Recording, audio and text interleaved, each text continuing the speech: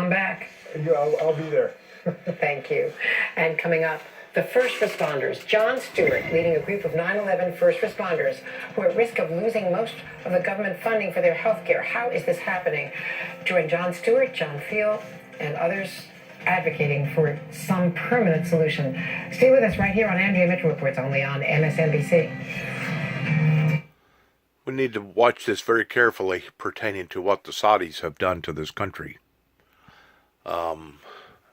Not only did they mastermind and attack us towards killing almost 3,000 people, but they have escalated the oil prices.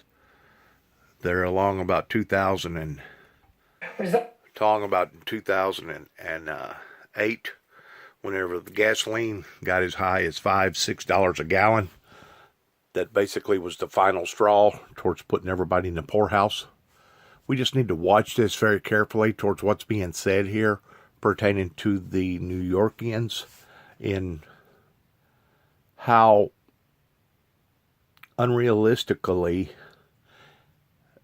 that this is all unfolding 18 years later after one of the greatest catastrophes that has hit the civilian life, the civilian population here in the United States. We just need to watch what they got to say very, very carefully. And to be quite frank with you, it's probably one of the most saddest occurrences, other than the original occurrence, that is now occurring because of a lack of funds and because of various people not doing their jobs. Please listen.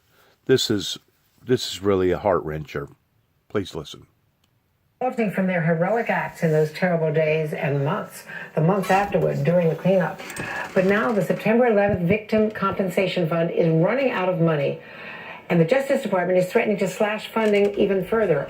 On Capitol Hill today, lawmakers and first responders are going to be rallying to fund health care for all of the 9/11 responders and survivors who were exposed to deadly toxins at Ground Zero, at the Pentagon, and in Shanksville, Pennsylvania. And a bipartisan bill entitled Never Forget the Heroes Act is being introduced this afternoon. Joining me now is Jon Stewart, a 9/11 advocate, along with John Field, a 9/11 first responder and advocate who started the Feel Good Foundation. Congressman Jerry Nadler here with me, and Congresswoman Carolyn Maloney, both from New York, who are part of the coalition introducing today's legislation. I have to say that Republican Congressman Peter King, who hoped to be with us today, was delayed due to those high winds, bad weather delaying him, but we will, of course, be talking to him as well. Jon Stewart and John Field. First to Jon Stewart, what is your message today? I think the message today and each time has been, let's get this done. Let's get it done with some urgency. And let's not make any of these families grieving from losing a firefighter or a first responder or a trade unionist or just a survivor. Let's get them the proper funding that is coming to them, and let's do it in a way that doesn't bring more stress and more damage to the difficult road that they've already gone through. John Field, when you created your foundation, when you started this advocacy, did you think that all these years later you would still be fighting for funds? Yes. Yeah. Well, you know, because and no offense to Carolyn and Jerry, who I love dearly, and Senator Gillibrand and Schumer and everybody else that's been supportive and our champions. We've dealt with two chambers that are dysfunctional over the last decade and a half. I've been doing this for 15 years. I got more time on the Hill than many members of Congress. This is my 269th trip to D.C. And, you know, it's an insult that they continue to put a date, an arbitrary date on legislation, 5 years here, 5 years there. Everybody knows these cancers and these respiratory illnesses have different latency periods. I mean, come on. I mean, it's just insulting. We're sick and dying, but we're not stupid. And Congress now has something tangible to work with. There was a deadline. There was a policy that went into effect, and now Congress can either do the right thing or they could do the wrong thing. And if they do the wrong thing, we're going to expose them and we're going to make them miserable until we get this passed. We don't want to come back here no more. We don't like coming here. We don't like many of the people here, and we want to be left alone. I want to tell my guys and women, uniform and non-uniform, to put their swords down, pick up their rakes, and go home and farm and watch something grow and be with their loved ones. These men and women are sick and dying, and they're walking the halls of Congress with us today. And shame on Congress for making us having to do that over and over again. You know, we keep talking about a wall, that we want to build a wall to keep the bad people out. But let's not forget what's on the inside of this wall, which is the good people and the American people that are suffering 18 years later. Many Americans have moved on since 9/11, but for those affected by 9/11, this is the longest day in the history of days, and we're still suffering.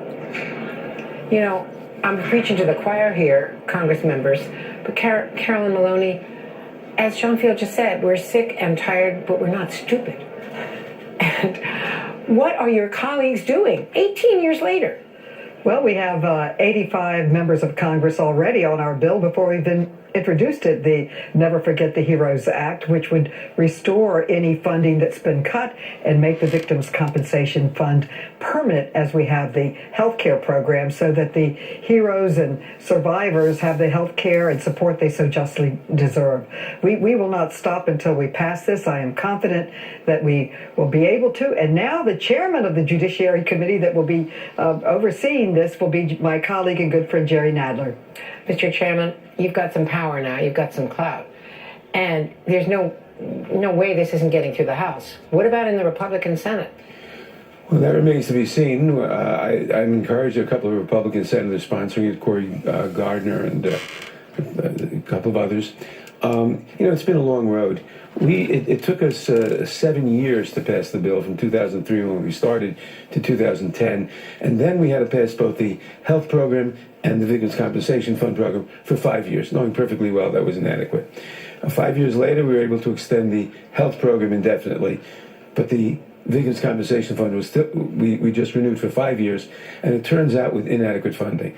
So now we have to do the last piece of the job and extend the Victims' Compensation Fund with adequate funding for 70 years. John Stewart, this is not a new fight for you. You've been in it since the beginning. I wanted to show you in 2010 with some of the first responders, and then again with empty chairs 5 years later in 2015 from your program. Let's listen to this. Out of curiosity, where is everybody? It's you and I. 5.5 years ago, we did a show. 75% of the panel's no longer here. 2 of the people have illnesses, and obviously by law, I can't comment on how sick they are. And John Devlin, who sat at the last chair, an operating engineer, passed away since our show. John Stewart, you must be incredibly frustrated by what you've seen up here on Capitol Hill. It's maddening because, first of all, we're already late. They were aware, and by the way, this problem occurred because the Justice Department is now administrating these claims in a much more realistic fashion. They're actually doing a really good job. The Special Paymaster over at Justice has been doing a really solid job in getting these claims credentialed and then processed. But it was clear from the very beginning that the funding was going to be inadequate and that they were going to have to extend it for the life of the first responders and survivors that lived through the 9/11 experience. So we keep getting hit by trains that we see coming miles away. They knew in October that the funding was going to be inadequate and that they were going to have to start slashing the funds for the claims. Now they have 20,000 claims that are going to be cut, sometimes up to 70% for the widows of people that were lost in 9/11. It's so avoidable as to be farce. And if we could just get this done in a manner that, it's ironic. First responders pride themselves on response time. It's the thing that they work on day in and day out so that the people and the communities that they serve are well served by their actions. And yet each and every time when they have a need, our response is inadequate, slow, and apathetic. And for this final chapter, for the last piece of this, wouldn't it be amazing to do it in a way that honors the heroism and selflessness of those that gave so much during that time? That's all that John is asking for. That's all that anybody here is asking for. And then they want to be left alone. And that's it. You know, John Stewart, when you look at this is a rounding error on the federal budget. This to make this permanent, to give this people the security of permanent funding for the rest of their lives, for their families. I mean, it makes no sense. At the very same time that they were sending out letters telling these people that the awards were going to be slashed by 70%, the president stood in the Rose Garden and talked about how much money he had flowing from billions from China, billions from Mexico. I've got so much money from the DOD, I don't even know what to do with it. I might take $1 billion here and put it up against the wall and $1 billion here. At the very same time, these people were being told, hey, we're out of money. It's unconscionable. John Field, your reaction to that as well? Well, trust me, there's a lot of things I want to say right now that I can't. And, you know, while they coined this, the Never Forget the Heroes Act, I have one better. This is the Sadroga trilogy, Our Final Stand. And we're going to do whatever it takes to get this legislation passed. Our zero tolerance policy is now in effect, and we are not going to take no for an answer. And I'm optimistic, and I'm always confident that we'll get this done, but I'd rather get it done clean than ugly. Jerry Nadler, you wanted to I just wanted to make one other comment because people don't remember this. We have two moral responsibilities to the first responders and survivors. One, because they were victims of an attack on the United States. Not an attack on downtown Manhattan, an attack on the United States. And we all should bear that burden. Second, because many of the people who are sick now, who need help now, would not be sick if the EPA at the time and the mayor at the time, Mayor Giuliani, had not told them it was safe, the air was safe to breathe, when we knew perfectly well the air was not safe to breathe. And these people worked on the pile for 3 months without proper respiratory protection, and that was a moral calamity, and we have to pick up the pieces now. But so we have two separate moral obligations, and we ought to meet them. And I'd say also the number of cancers are increasing dramatically. A few years ago, a fifth of the claims were cancer, now well over a third and growing. And we lost almost 3,000 people on 9/11, but the number who have died since will soon surpass that number. And there are 20,000 people in the program and growing, because the cancers you can enroll and you don't even know you're sick until much later. So this is a responsibility of our country, and 18 years is a long time, and these families should not have to come back, and Jerry and I should not have to keep writing this bill and putting it in and fighting for it. John Field, I think I've been told that you've gone to 181 funerals of responders. Yes, ma'am, and I paid for 9 of them because they couldn't afford to bury their loved ones.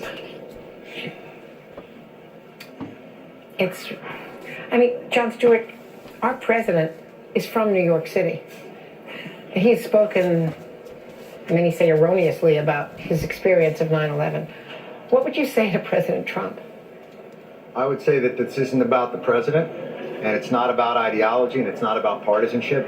This is about Congress has a fiduciary responsibility to fund the programs that have been put into place to take care of the moral damage, as Jerry talked about. And they need to do it urgently and cleanly, and not use these men and women as a bargaining chip in a larger funding bill. They shouldn't put this in the transportation bill. They shouldn't put this into some other larger omnibus bill and then talk about how, well, I'll give you that if you let me export shag carpeting. Like, this has to stop. They're not pawns. They're not people to be played with. Do the right thing and do it in a manner that respects the 18 years that they've suffered through. Yeah. Amen. John Stewart, John Field, we can't thank you enough for what you're doing today. We'll be following the story. I want to weigh in right there. It's emotionally heartbreaking whenever you have a country that has let us down. just like the men and women that they're talking about right now, that rightfully deserve some sort of funding on being able to take care of their own. It's one thing for a government to be attacked by another government pertaining to their military personnel, similar to what went on during Pearl Harbor. And it's another thing for a country to attack their citizens of that country that didn't have a daggone thing to do with diplomacy. Nothing whatsoever. And not only is our government letting these people down that was a victim of such a cruel, unusual, distorted act coming from the Saudis, but this government is also letting down the people who perished during the Oklahoma bombing.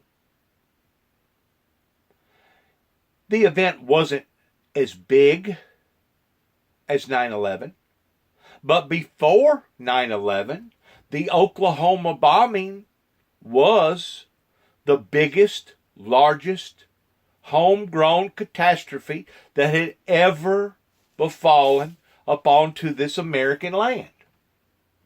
And all them people that had sisters, brothers, mothers, fathers, uncles, aunts suffered as well as the people that was in those buildings that day. Has anybody ever offered them any type of help pertaining to the issues that they had to go through? Not only the physical issues, but the psychiatric issues towards having to deal with people that went through all of that. Whenever you go through something like that, it just doesn't affect one person. We know that. It affects the whole group. It affects the whole family. It affects the whole neighborhood. It affects the whole city. This government has failed us in so many areas, it's not even funny. And I disagree with the gentleman that talked about how that it wasn't the president's concerns, our president's problem in regard to what Congress has not done properly. Because I think it is the president's responsibility to say to Congress, look here, this are the facts, this is what's going on, this should not be going on, and to make allowances for the problems that has occurred here, this is what we're going to do.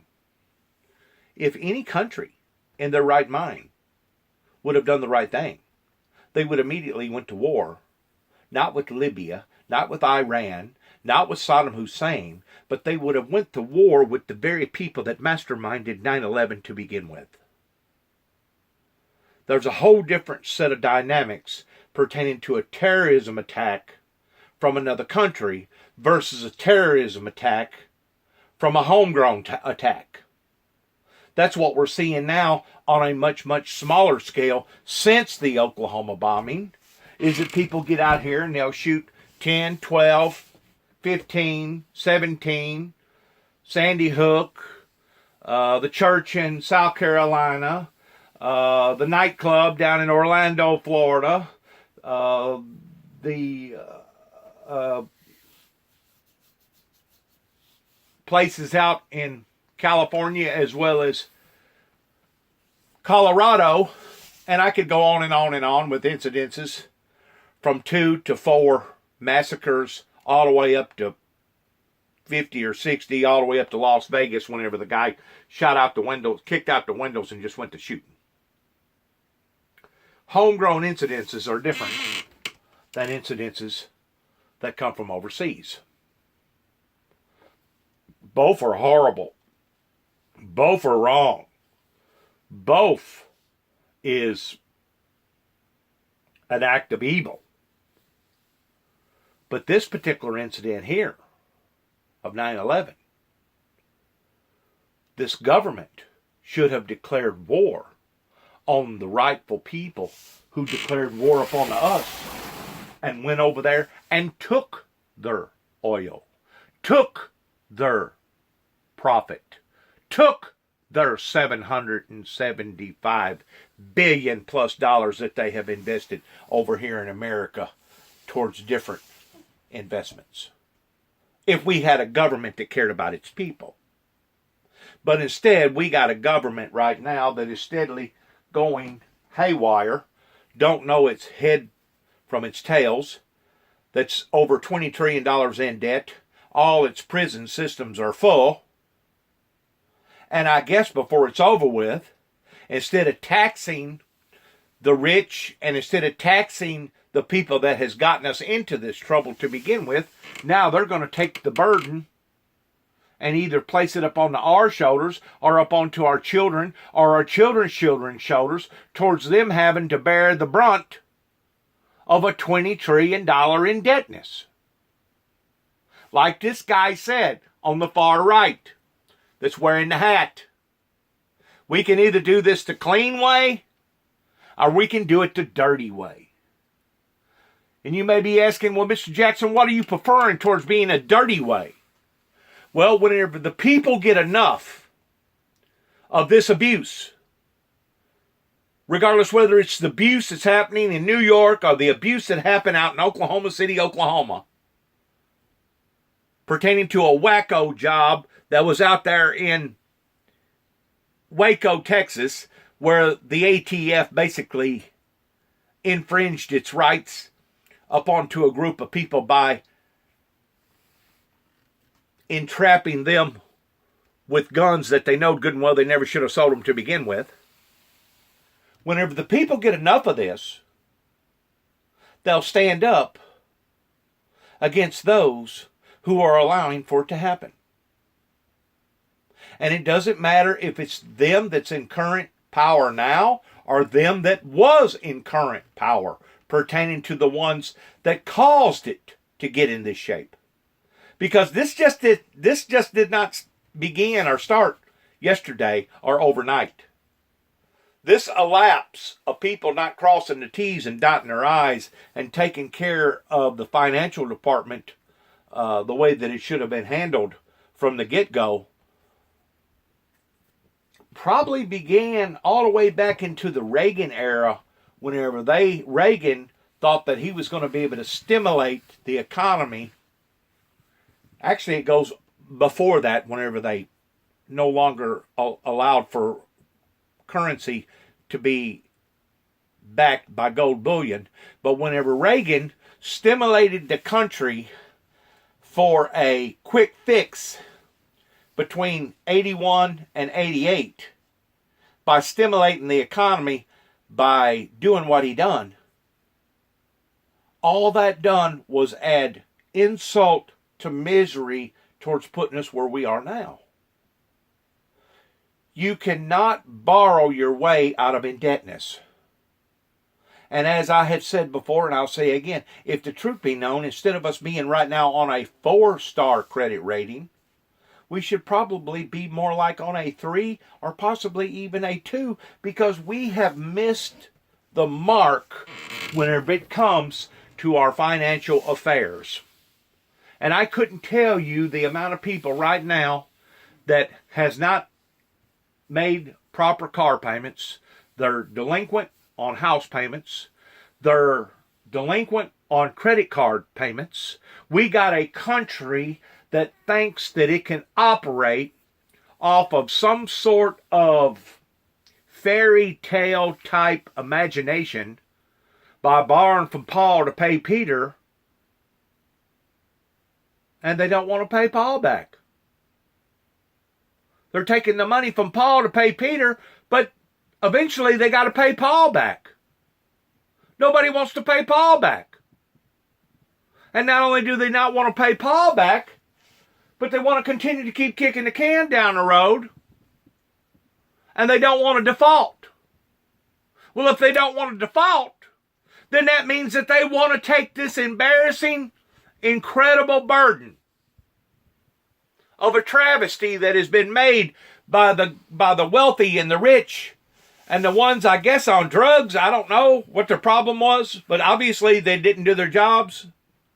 And now they want to take this burden and befallen upon to the innocent, upon to those that didn't have a daggum thing to do with this burden.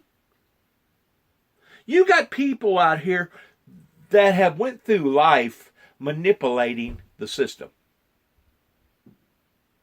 Every 7 years, up until the past 7 years, you got people that has made a career out of hoodooing and bamboozling the system. Whenever I declared bankruptcy, it was simply because of a wife who fled her responsibilities towards not wanting to stand with her husband because her husband wanted to stand for God. She didn't walk out of my life because I abused her. She didn't walk out of my life because I wasn't fulfilling my responsibilities as the breadwinner or as a husband. She didn't walk out of my life because I was cheating on her. She walked out of my life because I stood up for the Lord Jesus Christ of Nazareth. And you wonder where justice has been altered? It's been altered in our political arena. It's been altered in our courts. It's been altered in our churches and in our synagogues here in America. That's what has put us where we are right now. And now to think that it's soon going to have over 3,000 more victims pertaining to the 9/11 ordeal, and they're still not a bit closer to going after the true perpetrator that caused it today than what there was 18 years ago, is an embarrassment.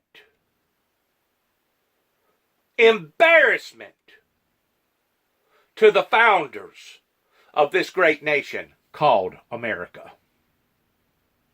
I just imagine Abraham Lincoln, George Washington, and all our other forefathers, and those that created the Constitution. They're probably walling around in their graves, and they're shaking their fist at us right now up in heaven, saying, "What are you people doing?" They have literally given the farm away. And now, since the farm has been given away, now they want to inject more pain and misery up onto the victims that's done already been victimized, such as the 9/11 ordeal. Whenever I stop and I look at the big picture, and there's no doubt that Donald Trump did not create all this. This started years ago. But whenever I stop and look at the big picture, because I can think of more things that has occurred other than the past 3 days in my life, or 30 days, or 3 years, or even 30 years. I put the whole sequences of the puzzle together from A to Z towards the way that it used to be in the mid-60s, whenever I first started having a memory, to the point that I could remember how men and women treated each other and how the sincerity of this nation was, and how that we was prospering and we was number one in almost every element that you could think of, versus where we are now towards taking back seat to everything. It literally makes me sick. It brings me to a point of not only grieving, but it brings me to a point that I'm ashamed. I'm ashamed that this has evolved the way that it has evolved. I'm ashamed that our children that look up to us for strength, for leadership, for stability, they look up to us for guidance, they look up to us for originality. They look up to us for strength and courage. Now are looking up to us and wondering what's going to happen to their lives. What's going to happen to their future? What's going to happen to their dreams? Let's watch the rest of this. This is even sadder than what occurred of the original occurrence that happened on 9/11. I have never in my life thought in my 57 years of life that I would have ever had to experienced or witnessed any of the above pertaining to this travesty. Thank you again. Thanks Thank to you. another Carolyn Maloney as well. And moments ago, President Trump boarded Air Force One, headed for Vietnam, his second summit with North Korea's dictator Kim Jong-un. Coming up, the Oscar goes to diversity. The big winner at last night's Academy Awards ceremony. We'll have the inside scoop next. Stay with us on Andrea Mitchell Reports on MSNBC. Thank you. Sad. Sad, sad, sad. And we're still wondering which come first, the chicken or the egg. It shouldn't even be in the equation towards being a question. Why even entertain the ideal towards which come first, the chicken or the egg? If you hadn't got enough sense by now to determine that the chicken had to obviously come before the egg, odds are you're probably unteachable. You have probably are not to decipher the difference between reality and fiction. And odds are people like myself are only, I hate to use the word wasted time and energy on, but if you don't have enough sense to figure out that the chicken come before the egg,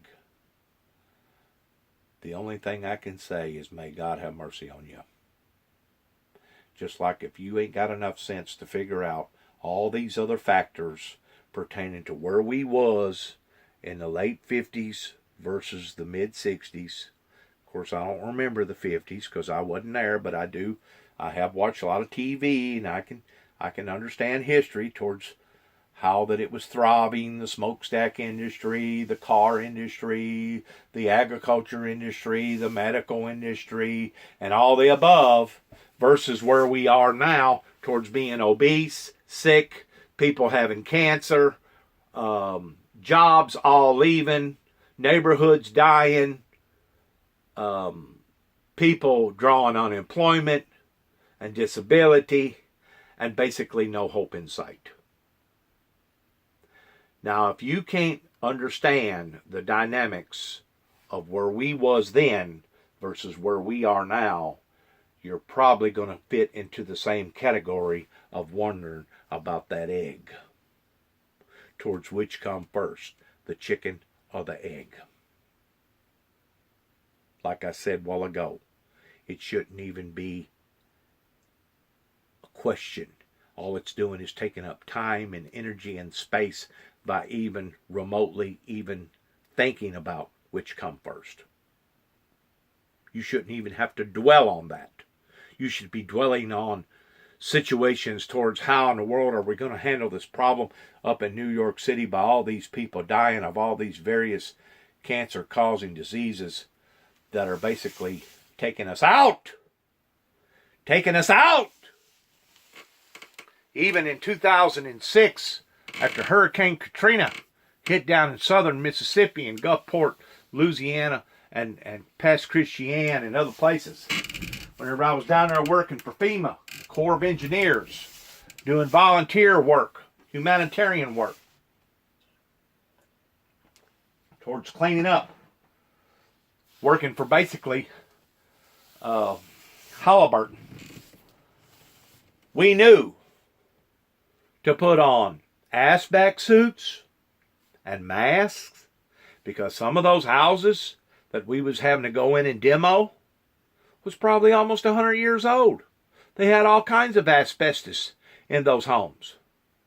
Any home that's probably over 45 or 50 years old, our business, probably has synthetic poisoning chemicals in it that are cancer-causing chemicals that will impair people's health. And if they knew it,